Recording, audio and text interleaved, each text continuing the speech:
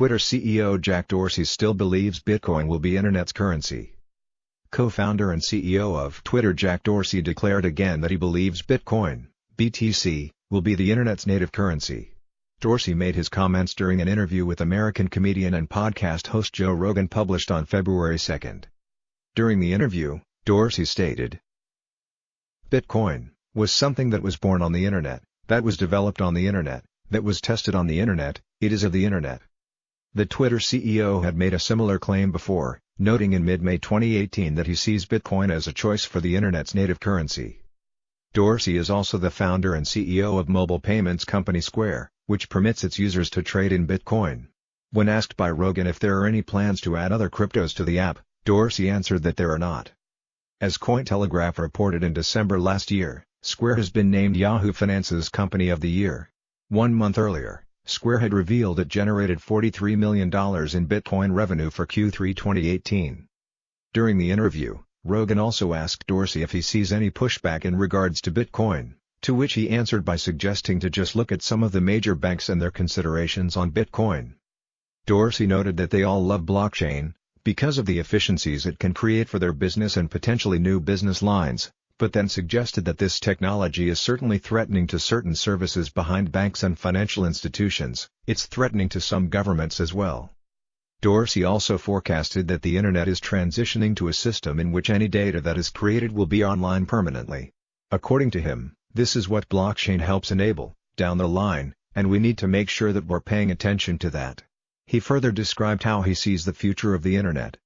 "We're moving to a world in which anything created exists forever, that there's no centralized control over who sees what, that these models become completely decentralized and all these barriers that exist today, aren't as important anymore." The video of the interview has around 38,000 dislikes and 5.7 thousand likes. Suggesting that Rogan deleted negative comments from YouTube, multiple users pasted one comment, suggesting that it is a copy of an originally deleted comment. Sargonovacad 2K upvoted, "Deleted comment. If we have a right to use social media, you have no justification for banning people, Jack."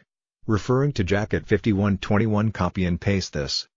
The comment on Twitter bans could have been a reference to the highly publicized Twitter ban late last year of Alex Jones, the host of far-right website InfoWars. In the fall of 2018, while speaking at a hearing about Twitter transparency at the U.S. House Committee on Energy and Commerce, Dorsey had publicly noted that blockchain could be used to combat misinformation and scams.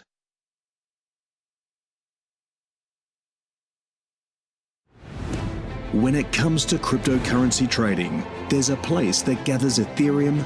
Do you have "Don't Be Evil" in the Cash App's code of conduct? No. Maybe we should take it. It's open. It's free now. One of our like equivalent operating principles within Cash and Square is how do we understand someone's struggle? Like, how do we understand? Like, how do we have the empathy for like what they're struggling with? And like when it comes to finance, they're struggling with a lot. Yeah. Typically, they're struggling with a ton. What was the thought process with, I mean, one of the things that's kind of cool about the Cash App is that you can buy and sell Bitcoin with it. Yeah. Are you guys going to consider other forms of cryptocurrency as well? Not right now. So back to the Internet, I believe the Internet will have a native currency. Really? It'll have a native currency. And I don't know if it's Bitcoin. I think it will, because just given all the tests it's been through and the principles behind it, how it was created, and it was something that was born on the Internet, that was developed on the Internet, that was tested on the Internet. It is of the Internet. And the reason we enabled the purchasing of Bitcoin within the Cash App is, one, we want to learn about the technology and we want to put ourselves out there and take some risk. We're the first publicly traded company to actually offer it as a service. We're the first publicly traded company to talk to the SEC about Bitcoin and what that means. And it made us uncomfortable. We had to really understand what was going on, and that was critical and important. And then the second thing is that we would love to see something become a global currency. It enables more access. It allows us to serve more people. It allows us to move much faster around the world. And we thought we were going to start with how you can use it transactionally, but we noticed that people were treating it more like an asset, like a virtual gold, and we wanted just to make that easy, like just the simplest way to buy and sell Bitcoin. But we also knew that it had to come with a lot of education. It had to come with constraint because, 2 years ago, people did some really unhealthy things about, purchasing Bitcoin. They maxed out their credit cards and put all their life savings into Bitcoin. So we developed some very simple restrictions and constraints, like you can't buy Bitcoin on the Cash App with a credit card. It has to be the money you actually have in it. And we look for day trading, which we discourage and shut down. Like that's not what we were trying to build. That's not what we were trying to optimize for. We made a children's book explaining what Bitcoin is and where it came from and how people use it and where it might be going. So we really tried to take on the role of education and to have some like very simple, healthy constraints that allowed people to consider what their actions are in the space. Now, when you have something like the Cash App, which is it's very much a disruptive technology in terms of like decentralization of banks and currency, and to have it where everything is going right at, you're direct depositing a paycheck right in the app if you so choose, and then you could also buy Bitcoin, which is another disruptive technology. I mean, this is another step towards this sort of new way of doing things. Yeah.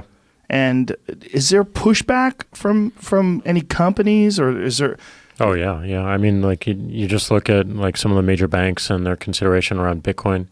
They all love blockchain because of the efficiencies it can create for their business and potentially new business lines. But I think there is explain blockchain to people, for people who don't know what we're talking about. Blockchain is a distributed ledger, and what that means is that it's basically a distributed database where the source of truth can be verified at any point around the network, and you can see this annotation around how content or how around money like traveled. So you don't have to go to an institution to get the records. There's no centralized check. There's no centralized control over it. And I think that is threatening. It's certainly threatening to certain services behind banks and financial institutions. It's threatening to some governments as well. So I just look at this and like, how do we embrace this technology, not react to it in more from a threat standpoint, but like what does it enable us to do and where does our value shift? And that's what we should be talking about right now, is like how our value shifts. And there's always really strong answers to that question. But if you're not willing to ask the question in the first place, you will become irrelevant because technology will just continue to march on and make you irrelevant. And it's the people that like are growing up with this technology or born with the technology, only knowing that technology, or are asking the tough questions of themselves they're going to be super disruptive to their business. And they're thinking about it right now, and they're taking actions. And we're doing that at Square, and we're doing that at Twitter. And like that to me represents longevity. That represents our ability to thrive. And we got to push ourselves. We got to make ourselves uncomfortable, and we got to disrupt what we held sacred and what we think is success today. Because otherwise, it's not going to be bigger than what we have today.